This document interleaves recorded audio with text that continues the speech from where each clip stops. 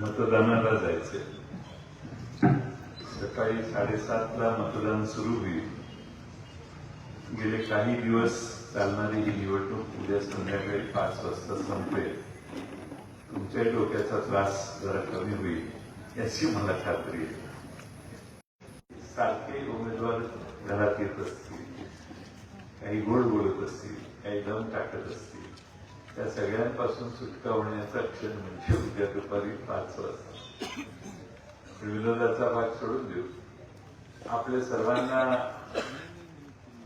आज या प्रभागातील आमचे 2 उमेदवार, आमचे संजय पाटील आणि आमच्या अरुणादेवी पाटील, या 2 उमेदवारांच्या प्रचारासाठी ही शेवटची सभा आहे. यानंतर मला आष्टाला जायचे म्हणून मी आधी जरा माईक घेतला. आपल्या सर्वांना माझ्या आधीच्या सर्व वक्त्यांनी सर्व मुद्दे सांगितलेले आहेत. अधिक काही जास्त सांगण्याची आवश्यकता आहे असं नाही. पण आपण नगरपालिकेच्या निवडणुका करतो, त्यात अपेक्षा असते की निवडून आलेल्यांनी आपले अनेक प्रश्न सोडवावे. मागच्या वेळी आम्ही परीक्षेत नापास झालो. ज्यांच्या ताब्यात आपण हे शहर दिलं त्यांच्याकडून प्रचंड मोठ्या अपेक्षा तुमच्या होत्या आणि सत्ता त्यांची असताना देखील त्यांना मुंबईमध्ये, महाराष्ट्रात आणि दिल्लीत सत्ता असतानाही या शहरात आमूलाग्र बदल करण्याची संधी देऊन देखील काही फरक झाला नाही. हे तुम्हा सर्वांच्या आता लक्षात आलं असेल असं वाटते. त्यासाठीच आम्ही पंचनामा, एक छोटी पुस्तिका 9 वर्ष कशी गेले याची माहिती देणारी सादर केली गेली. त्यानंतर आम्ही एक जाहीरनामा दिलेला आहे. तो जाहीरनामा सर्व लोकांच्या, इस्लामपूर, उरण, ईश्वरपूर मधल्या सर्व नागरिकांना आवाहन केलं. नागरिकांनी, महिलांनी त्या वेबसाईटवर आपल्या सूचना केल्या आणि ज्या सूचना जास्त लोकांना अपेक्षित आहेत त्या सूचना संकलित करून आम्ही आमचा जाहीरनामा, तो जाहीरनामा आमचा नाहीये, उरण ईश्वरपूर मधल्या जनतेचा आहे. करण्याचा प्रयत्न आम्ही सगळे पूर्ण ताकदीने करू, हा पहिल्यांदा आपल्या सर्वांना विश्वास आहे. उरण ईश्वरपूर मध्ये नामबदल झाला, उरणाचं नावच विसरले. धनींनी आपल्या उरणातल्या सगळ्या नागरिकांच्या वतीनं पुढाकार घेतला. कचेरी समोर 19 दिवस साखळी उपोषण किंवा उपोषण केलं. अनेक मंत्री आले. एक मंत्री आले, म्हटले काय काळजी करू नका, उद्या सकाळीच जातो, विषय संपेल, ऑर्डर काढू. दुसरे मंत्री आले, म्हटले मंगळवारी मंत्रिमंडळाची बैठक आहे, मंत्रिमंडळात विषय घेतो, विषय काढून तुम्ही काही चिंताच करू नका. मी वाट बघितली हे दोघं काय करतायत का. त्यातले एक आता अलीकडं गल्ली बोळाकडं फिरतायत, पण त्यांना महाराष्ट्रात कुठं फारसं नसल्यामुळं काम इथं जरा जास्त वेळ देत आहेत ते. पण या दोघांकडून काही झालं नाही म्हटल्यावर मी काही लोकांना घेऊन राज्यपालांकडे गेलो. राज्यपालांना विनंती केली. राज्यपालांनी राज्य सरकारला सूचना केली की हे सगळा उरणाचा इतिहास सांगितला होता आम्ही त्यात आमच्या निवेदनात, आणि हे बघितलं तर हे नाव यात असलंच पाहिजे. जो नावातच उरण इस्लामपूर होतं तर उरण ईश्वरपूर व्हावं ही रास्त मागणी ती करा, अशा सूचना राज्य सरकारला दिल्या. आम्ही ज्या दिवशी भेटलो त्या दिवशी त्यांनी सूचना केल्या आणि दुसऱ्या दिवशी आम्ही ज्यांना भेटलो उरणातली शिष्टमंडळ भेटल्यावर त्या राज्यपालाची उपराष्ट्रपती म्हणून निवड झाली लगेच दुसऱ्या दिवशी.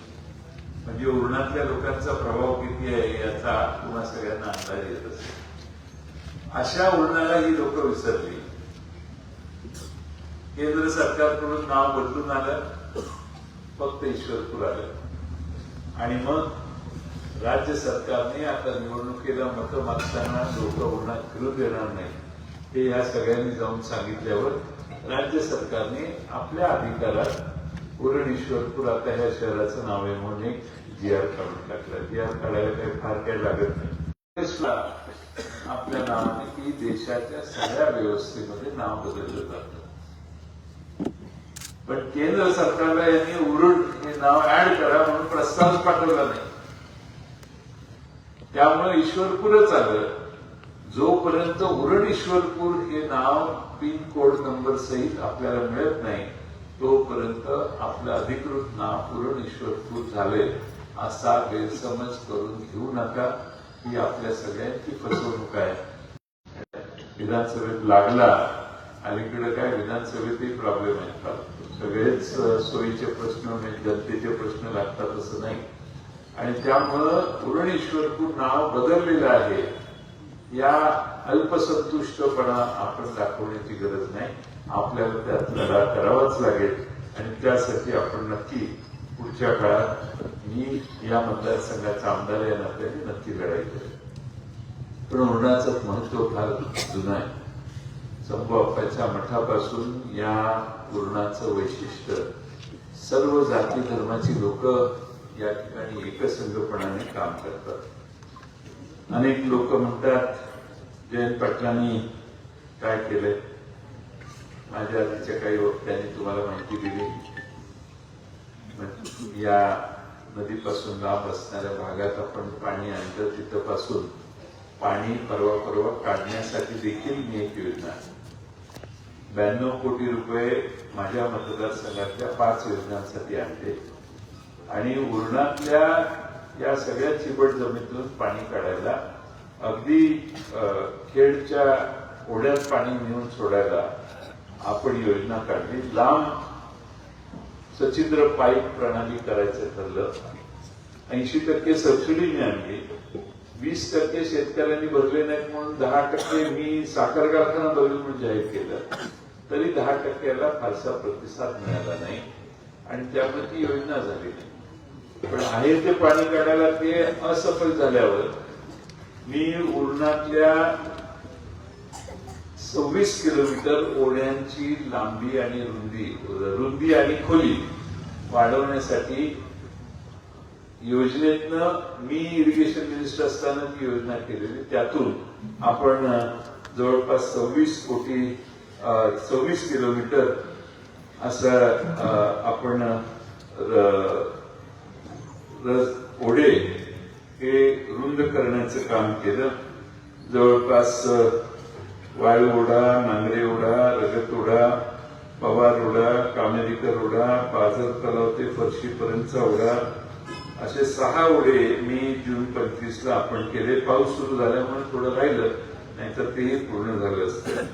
आणि त्यामुळं आपल्या सर्वांना हे लक्षात घेतलं पाहिजे की आपली काळजी आपणच करायची असते. आणि ती ओढे काढल्यानंतर आता अनेकांच्या जमिनी या आता सुधारायला लागले हे आपल्या लक्षात आलं असेल असा मला विश्वास आहे. खोलवाटीसाठी जवळपास 4.5 कोटी रुपये दिले. खोलवाटीचं काम हे आपण लक्षपूर्वक केल्यामुळं बऱ्याच नागरिकांचा प्रश्न सुटला आणि उरण भागातील अनेक पानन रस्ते देखील आपण केले. या शेजारी उरण ईश्वरपूर इथं 2 एकर 36 गुंठ्यामध्ये क्रीडा संकुल पूर्णत्वाला येतंय. माझ्याच अध्यक्षतेखाली समिती आहे. 5 कोटीचा निधी आपण मागितलेला आहे. 1.5 कोटी रुपये आलेले आहेत. त्यातनं आतापर्यंत कबड्डी, खो खो याचे 2 ग्राउंड पूर्ण झालेले आहेत. कंपाऊंड वॉलचं काम 80% झालेलं आहे आणि 200 मीटरचा ट्रॅक आणि बहुउद्देशीय हॉल या सुविधा आतापर्यंत आपण पूर्ण केल्या. आपल्याला पुढं संध्याकाळी मुलांना खेळता येईल यासाठी क्रीडांगणावर लाईटची, पाण्याची व्यवस्था करायची आहे. प्रेक्षक गॅलरी आणि उर्वरित वॉल कंपाऊंडची कामं ही राज्य सरकार करून, राज्य सरकारला जरा खडकी आहे त्यामुळं पैसे आलेले नाही. ते आल्या ते कामं पूर्ण होतील. 2 बॅडमिंटन कोर्टची व्यवस्था आहे आणि या ठिकाणी आणखीन काही खेळ देखील त्या ठिकाणी त्याची व्यवस्था आपण करणार आहोत. पण हे तालुक्याचं मेन सेंटर स्पोर्ट्स कॉम्प्लेक्स म्हणून आपण हळूहळू नावारूपाला आणणार आहोत. मला खात्री आहे पूर्णातल्या तरुणांना या निमित्ताने एक चांगली पुढचा प्लॅन यांना मंजूर करायला वेळ नाही मिळाला. त्यामुळं अनेकांची घरं बांधून झाली, त्याला शास्ती लागली.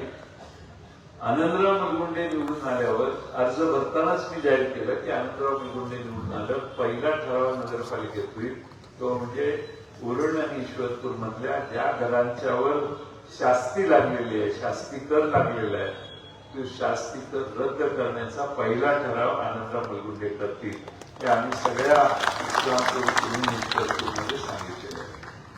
मी यासाठी सांगतोय की चूक त्यांची आहे, त्यामुळे आपल्यावर शास्ती लागली. आणि मी ज्यावेळी ही घोषणा केली त्यावेळी काल मुख्यमंत्री आले आणि मुख्यमंत्री त्या स्टेजवर बसलेले जे त्यांचे जो कोण लोक होते त्यांना म्हटले, अहो हे अधिकाऱ्याने सांगितलं. म्हणजे स्टेजवर बसलेले लोक कामाकडे लक्ष नाही आणि म्हणून हे काम राहिलं. आता आम्ही ज्यावेळी ठराव करू त्यावेळी ते नक्की होईल एवढं मी या ठिकाणी सांगतो. तर म्हणजे आपला एक अनेक मुद्दे आहेत मी सांगून वेळ तुमचा घेत नाही, पण या वॉर्डामध्ये अरुणादेवी पाटील उभ्या आहेत.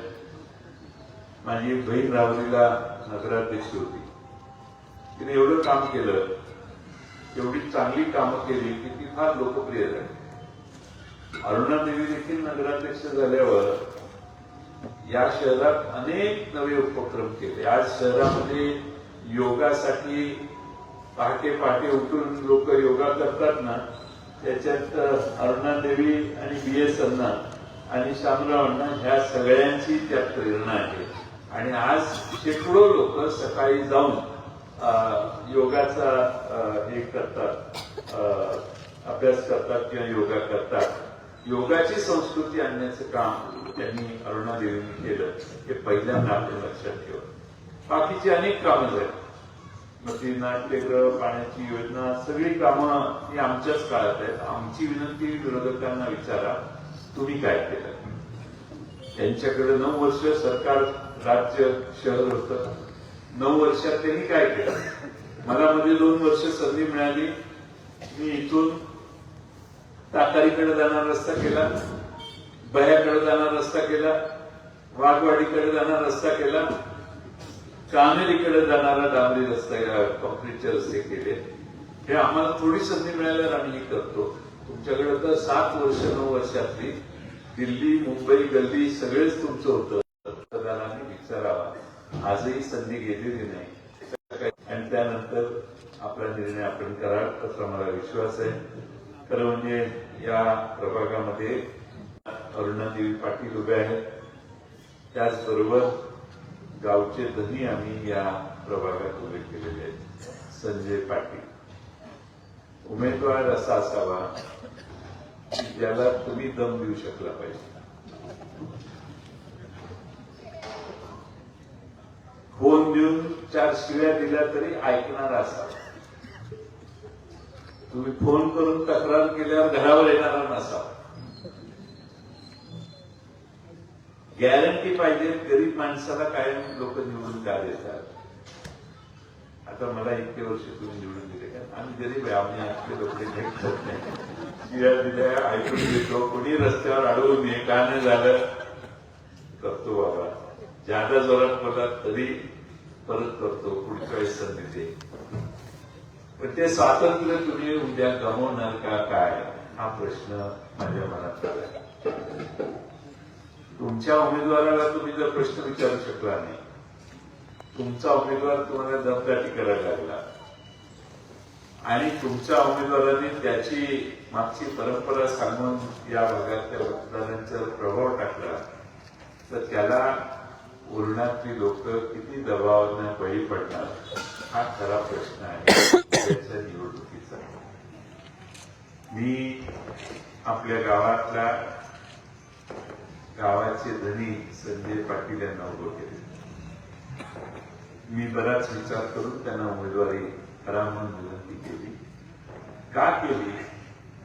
तर आज सामान्य माणूस राजकारणात कमी, संजय पाटील त्या लय राजकारणात नाहीये, पण राजकारणात नसताना माणूस ज्यावेळी तुम्हाला निवडणुकीला उभा राहून विनंती करतो, ज्याच्या वडिलांपासून आपल्या गावातल्या सगळ्याच लोकांनी, गावातल्या सर्व जातीचे धर्माचे सगळे लोक ज्यांना धनी म्हणतात, त्या संपतराव पाटील धनी यांचे ते चिरंजीव आहेत. आणि म्हणून त्या परंपरेतून आलेले धनी तुमची नम्रपणानं सेवा करतील ही गॅरंटी देण्यासाठी मी मुद्दाम या ठिकाणी उभा आहे. माझी आपल्याला कळकळीची विनंती आहे, एकदा चूक झाली की प्रॉब्लेम फार वाढतो. या शिवाजी चौकात शांततेत कुणी येऊ शकतो, जाऊ शकतो, काही अजून भय नाहीये. पण नको त्या लोकांच्या हातात हा वॉर्ड तुम्ही दिला की फिरणं मुश्किल होईल, कारण अजून समज कमी आहे. फिरणं जर मुश्किल झालं तर प्रश्न तयार होतील.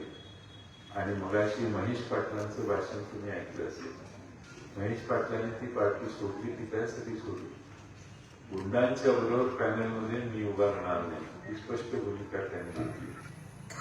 मोका लागलेले, मर्डरमध्ये असणारे असले जर लोक पॅनलमध्ये उभे राहायला लागले तर व्हाईट कॉलर सामान्य शिक्षित लोकांनी कशासाठी या भानगडीत पडायचं. आणि म्हणून महेश पाटलांचं भाषण हे तुम्हा सगळ्यांच्या जीवापर्यंत, हृदयापर्यंत पोचलं असेल असे मी समजतो. तुम्ही महेश पाटलांच्या भाषणात अशोक दादांच्या घरातला महेश पाटील म्हणून अशोक दादा या परखडपणाने बोलायचे, त्याच परखडपणाने महेशनं मगाशी भाषण केलं. आणि अशोक दादांची पोटकिडीक असायची भाषण करता, इतकी पोटकिडीक असायची, असे हात आपण बोलायचे. मला आजही अशोक दादांचं स्मरण येतंय. त्यामुळे ती चीड त्यांच्या मुलात आहे याचा मला आनंद आहे. आणि त्यांनी चटकन निर्णय घेतला की यांच्या नादाला लागायचं नाही, योग्य ठिकाणी जाऊ. आम्ही सगळ्यांनी त्यांचं स्वागत केलं. मी यासाठी सांगतोय की उद्याची निवडणूक फार महत्वाची आहे. तुम्ही कुणीही भयभीत न होता मोकळेपणाने मतदान करा. हद्दपारी, मोका लावून घालवणे वगैरे हे पोलीस करतात, पण तुम्ही ती हद्दपारी तुमच्या मतातून करू शकाल. तुम्ही मतदान करा, नाही हद्दपार झाली तर बघा. अशा प्रवृत्ती शहराच्या बाहेर घालवणे किंवा नगरपालिकेत तरी त्यांना पाऊल न ठेवून देणं हे फार गरजेचं आहे. आणि त्यामुळे तुम्हा सगळ्यांना माझी विनंती आहे की विचाराने मतदान करा. मी मुद्दामून शेवटचा दिवस असताना या ठिकाणी सभेला आलोय, तुम्हा सगळ्यांना विनंती करण्यासाठी आलोय की पूर्णातली शांतता, पूर्णातली सगळी परिस्थिती ही अशीच विकासात्मक राहावी, यासाठी अपप्रवृत्तींना कुठेही संचू प्रवेश मिळू नये अशी माझी तुम्हाला विनंती आहे. एक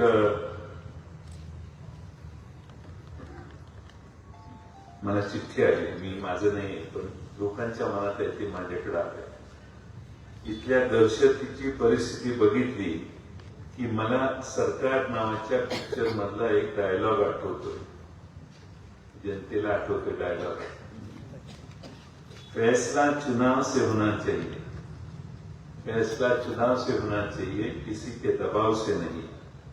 मी कोणाच्याही दबावाखाली न येता एका चांगल्या व सुशिक्षित उमेदवाराला आपण निवडून द्यावे, जेणेकरून 5 वर्ष तुमची दहशती न जाता विकासात जातील.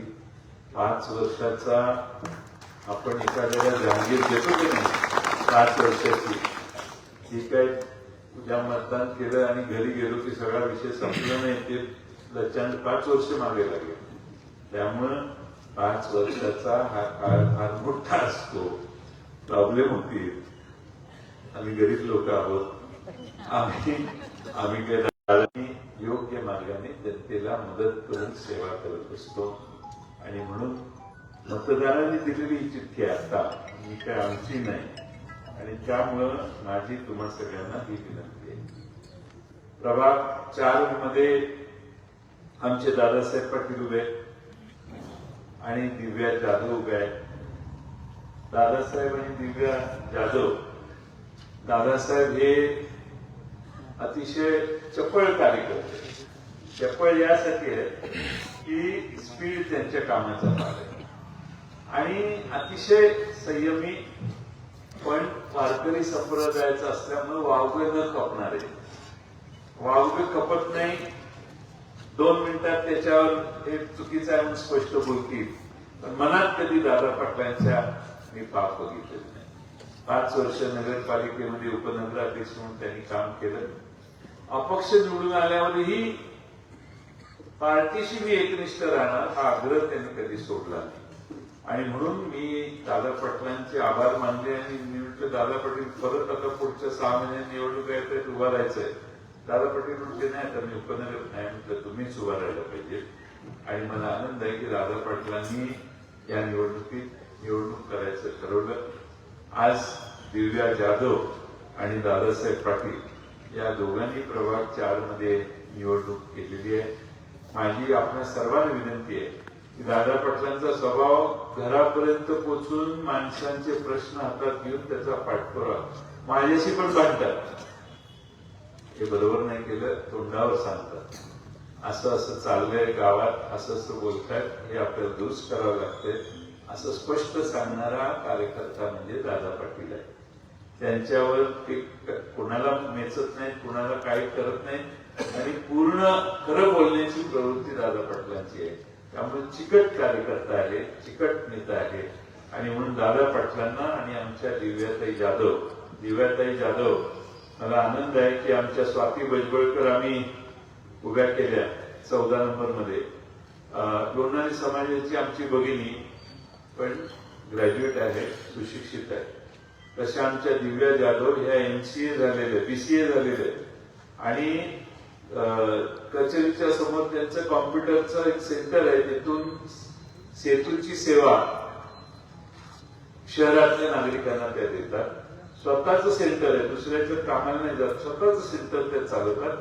स्वयंपूर्ण आहेत, म्हणजे असं नाही की बाबा कुणावर अवलंबून आहे. आणि म्हणून 4 नंबरच्या प्रभागाला मी नेहमी गमतीनं सांगतो की आमच्या दिव्या जाधव निवडून आल्या की 4 नंबरच्या वॉर्डामध्ये कुणालाही साधं मूल बाळ झालं आम्हाला हे पाहिजे. घरपोच सर्टिफिकेट, कुठलंही घरपोच दिव्याताई आमच्या घरपोच सर्टिफिकेट. पण आता यावेळी जरा सुशिक्षित फार मोठ्या घरातल्या नाही दिव्यात, सामान्य घर. सचिन त्यांचा मिस्टर यजमान साधा मुलगा आहे, पण आम्ही मुद्दामून त्यांना का निवडलं तर सामान्य लोकांना नगरपालिकेत पाठवायची वेळ. मागच्या वेळी आम्ही एकाला उमेदवार दिली, त्या बाळानं तर जाऊन आजच काढून घेतला. त्यांनी नगरपालिकेत उभा राहायला घाबरले, त्यांनी जाऊन आजच काढून घेतला. त्यामुळं आम्ही डोक्याला हात लावला, वातावरण शहरातलं बिघडलं. आणि म्हणून अशा बळकुट्या उमेदवारांपेक्षा आमचे दादा पाटील आणि दिव्या जाधव या 2 उमेदवारांना आम्ही त्या ठिकाणी जाणीवपूर्वक उभं केलं. आमचे 13 नंबरचे प्रभागात आमच्या संगीताताई शाह आहेत आणि सुनील मलगुंडे आहेत. ती काय आज आलेले नाही, ते प्रचारात करत आहेत. पण संगीताताई शाहचं वैशिष्ट्य काय मी तुम्हाला हे मुद्दामून उल्लेख करतो. आम्ही कुणाला उभं केले तुम्हाला कळलं पाहिजे. 15 वर्ष ही महिला, ही भगिनी ही लहान मुलांच्या संस्काराचे क्लासेस चालवते. लोक सुट्टी असते त्यावेळी मुलांना त्यांच्याकडे पाठवतात आणि एका वर्गात 60-70, 2 वर्गात 60-70-80 मुलं बसून त्या मुलांना नियमितपणाने संस्काराचे वर्ग चालवतात. लहान मुलांच्या संस्कार 1 वर्ष नाही, 2 वर्ष नाही, बरं वाटावं म्हणून नाही, 15 वर्ष अव्ययपणाने करतात. संगीतात देखील क्लासेस त्या करतात. गाण्याची व्यवस्था आणि बऱ्याच गोष्टी आहेत की ज्या त्या स्वतः करतात, त्या राजकारणात नाही आहेत. त्यांचे यजमान भूषण शाह हेही राजकारणात नाही आहेत. पण संगीता शहा या गेले अनेक वर्ष सायलेंटली काम करतात. आणि मला त्यांनी बऱ्याच चित्रकलेची स्पर्धा त्या कुसुमगंधमध्ये त्यांनी केली. तर लहान मुलं त्या ठिकाणी सकाळी 7 वाजल्यापासून येतात आणि चित्र काढतात. ही जी संस्कृती पुढे नेण्याचं काम आहे ते संगीताताई फार चांगल्या पद्धतीने करतात आणि म्हणून त्यांना आम्ही उभा करायची विनंती केली. त्याकडे काही राजकारणात नाही म्हटलं नाही, तुम्हीच उभा राहा. असे जरा वेगवेगळ्या प्रकारचे उमेदवार आम्ही जाणीवपूर्वक या ठिकाणी उभा केलेले हे आपल्याला मुद्दा म्हणून सांगितलं पाहिजे. आमच्या स्वातीताई भुजबळकरांच्या बरोबर शहाजी पाटील मगाशी भाषण त्यांनी केलं, ते वॉर्ड क्रमांक 14 मध्ये उभे आहेत. त्यांना देखील आपल्या सगळ्यांचा आशीर्वाद मिळेल याची मला खात्री आहे. काल परवाच आपण इथे एक सभा केली त्यांच्या जुन्या घराच्या समोर. पण माझी विनंती आहे की शहाजी बापू सगळं काम पुढाकार घेऊन बघतायत आणि त्यांना भगवान आबांची आणि सगळ्या वर्णातल्या मान्यवर नेत्यांची साथ आहे. त्यांना आम्ही उमेदवार प्रभागातून आपण मदत करावी आणि प्रभाग 15 मध्ये संध्या कांबळे आणि आमचे संदीप माने यांना आम्ही उमेदवार केले. संदीप माने हे नवे गेल्या 10-12 वर्षात पक्षासाठी झटणारे कार्यकर्ते आहेत. मी गेले अनेक वर्ष त्यांचं काम बघतोय. त्यांचा स्वतःचा व्यवसाय असला तरी पक्ष संघटनेसाठी आणि कामासाठी त्यांनी फार चांगलं काम केलेलं आहे आणि म्हणून संदीप माने यांच्यासारखा नवा चेहरा आम्ही या निवडणुकीत उभा केलेला आहे. आणि संध्याताई कांबळे या देखील चांगल्या पद्धतीने आज निवडणूक लढवत आहेत. आता वॉर्ड नंबर प्रभाग 15 मध्ये आमचे जुने काही लोक उभे राहिलेले आहेत.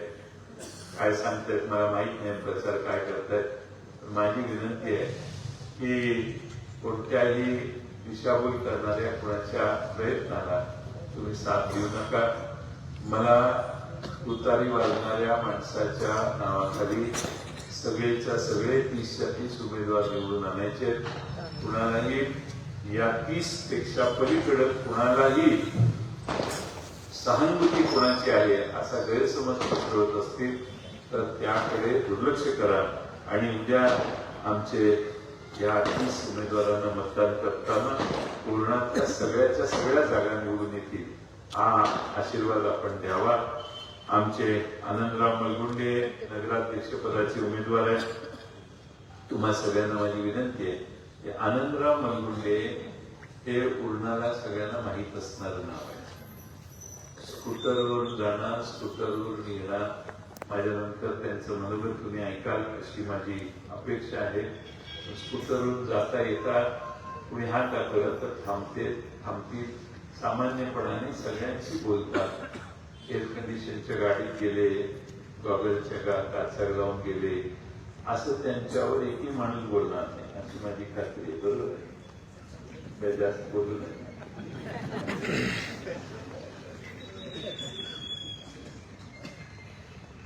एकदम साधेपणाने हे तिथं स्विमिंग पूल बांधला आपण. त्यावेळी मी म्हटलं 100 किलोच्या वर ज्यांची वजन असतील तर सगळ्यांनी वरनं उडी मारायची आणि आपण बोलवलं का बोलवलं विनोदाचा भाग सोडून 35-40 वर्ष नगरपालिकेचे आहेत आणि वेगवेगळ्या भागातून निवडून आलेले आहेत. मला अशा माणसाचा शोध होता जो सामान्यपणाने सामान्य नागरिकांची हितगुज करू शकेल. या शहरातली कुठलीही महिला दादांच्याकडे मलगुंडे दादांच्याकडे जाऊन प्रश्न मांडला तर ते सोडवतील. त्यांचं वैशिष्ट्य असं आहे की त्यांच्या मागे काही व्याप नाही आहे.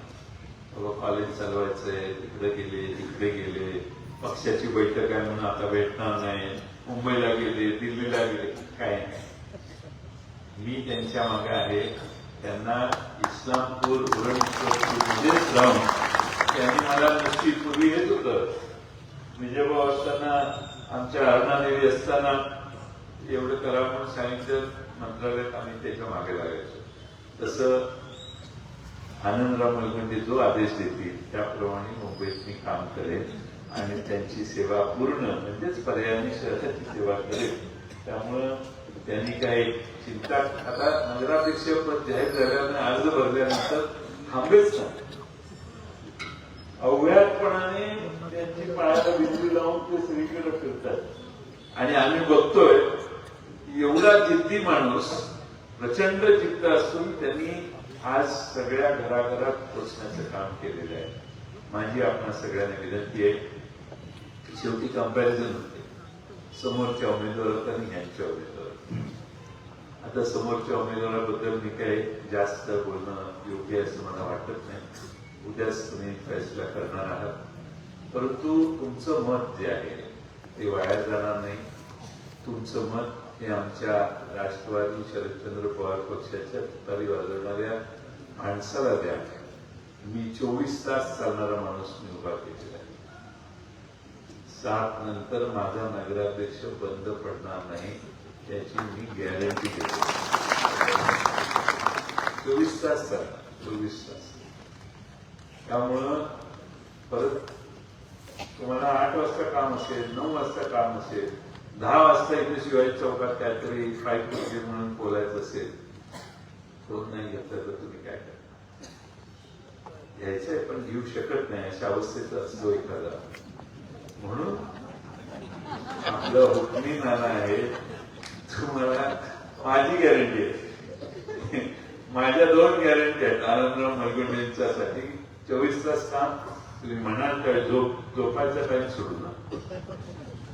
तुम्ही म्हणाल त्यावेळी तुमच्या सेवेला उपलब्ध होतील. आणि तुम्ही लहान बाळानं जरी हात केला तरी आनंदराव मलगुंडेंची स्कूटर जर थांबली नाही तर या जयंत पाटलाला विचारायला यायचं. एवढी गॅरंटी मला आनंदराव मलगुंडेंच्या स्वभावाची आहे. आणि म्हणून आपल्या सर्वांना विनंती करतो की हे शहर गुंडांच्या ताब्यात जाणार नाही याची काळजी या शहरातल्या सर्वांनी घ्यावी. कोणी मोक्यातून आत आलेलं आहे, कोणी आता मी काल सगळ्यांची कलमं वाचलेली, आता ती वाचून वेळ घेत नाही, मला पुढे जायचं. इकडे अशीच आहेत कलमं,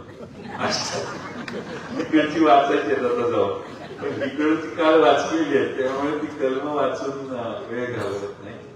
पण ज्यांच्या मागे कलमं लावलेली आहे त्या प्रवृत्ती कलम करण्यासाठी तुमच्या एका मताची महत्वाची कामगिरी उद्या तुम्ही करा आणि आमच्या या सर्व उमेदवारांना निवडून द्या. मी तुम्हाला विश्वास देतो की आपण सर्वांनी पूर्ण ताकदीनं माझ्या या सर्व सहकाऱ्यांना निवडून दिलं तर आपल्या सर्वांची सेवा मी आणि माझे नगराध्यक्ष 30 ते 30 उमेदवार फार चांगल्या पद्धतीने करतो. शेवटची आठवण देतो, 1982, 83, 84 या दरम्यान या शहरावर प्रशासक होता आणि 85ला नगरपालिकेच्या निवडणुका झाल्या. 85ला लोक आधीच्या राजवटीला एवढी कंटाळली होती की आधीच्या राजवटीला एवढी कंटाळली की त्या लोकांनी एवढी वैतागली की प्रशासकीय राजवट आणि ते सगळं बघून 31 नगरसेवकापैकी 30 नगरसेवक आमचे निवडून दिले. 30 नगरसेवक आमचे निवडून दिले. आजही मला या शहरात आता 3 वर्ष बरोबर प्रशासकीय राजवटीला झाली. आधी 5 वर्ष यांची बोम आहेच. 8-9 वर्ष आपल्या आयुष्यातली गेली. यावेळी देखील 30च्या 30 नगरसेवक निवडून येतील असं चित्र या शहराच्या वेगवेगळ्या भागात आहे. तुमचा आशीर्वाद असेल तर मी आपल्याला एकच वचन देतो, 9 वर्ष बंद पडलेलं हे शहर 9 महिन्यात दुरुस्त करून दाखवण्याचं काम मी आणि आनंदराव मलगुंडे पूर्ण ताकदीनं करू आणि हे शहर पुन्हा नावारूपाला येण्याच्यासाठी आपल्या शहराचा नावलौकिक वाढवण्यासाठी या शहराच्या शैक्षणिक सुविधा, या शहरातल्या तरुण मुलांच्या मुलींच्या साठी ग्राउंड पासून सगळ्या सुविधा आणि आमच्या भगिनी आणि ज्येष्ठ नागरिकांच्या काळजी घेण्याचं काम ही इथली नगरपालिका प्रभावीपणाने करेल असा विश्वास मी बाळगतो. आमच्या खराताईच आलेले आहे. खराताई 7 नंबर वार्डात आहे. 6 नंबर खराताईचे यजमान जे आहेत विनायक खरात, राजू खरात, यांना समोरच्या उमेदवारांनी मगाशी दमदाटी केली. अरुण शिंगण म्हणून जे आहेत त्यांच्या 2 थोबाडीत मारले का तो प्रचार करतो. पॅनलमध्ये प्रवृत्त्या काय आहेत हे सांगण्यात ते गेले पोलीस कंप्लेंट करायला. त्याचे पायावर डोकं ठेवून माफी नंतर मागायची, म्हणजे आत माफी मागायची आणि फुटपाथवर लोकांना बडवून काढायचं. या प्रवृत्तीपासून आपण सावध राहा. उद्याची निवडणूक आपलं भवितव्य. 90 वर्ष जगलं तर 9 वर्ष म्हणजे 10% आयुष्य आपलं यांच्या नादाने पाया गेलं. 50 वर्ष जगला असाल तर 18% आयुष्य आपलं वाया गेलं समजा. आणि त्यामुळे माझी विनंती आहे की आता 5 वर्ष पुढे किती वर्षांनी निवडणूक होणार माहित नाही.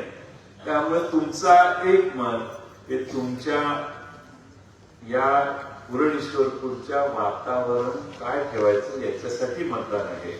त्यामुळे संजय पाटील धनी, ज्याला या शहरातले 12 बलुतेदार, या शहरातले सगळे समाज आणि या शहरातले ज्या धनींनी या शहरासाठी आजपर्यंत सेवा केली त्यांच्यातून उतराई होण्याची संधी आहे. तर तेवढ्याच जोराने संजय पाटील तुमची सेवा करतील आणि म्हणून आमच्या अरुणादेवी पाटील आणि संजय पाटलांच्या मागे आपण उभा राहा एवढीच विनंती करतो आणि माझे 2 शब्द संपवतो. आता ह्याच्यानंतर पुढे 2 भाषणं आहेत. एक मला वाटतं तुम्ही बोलता तुम्ही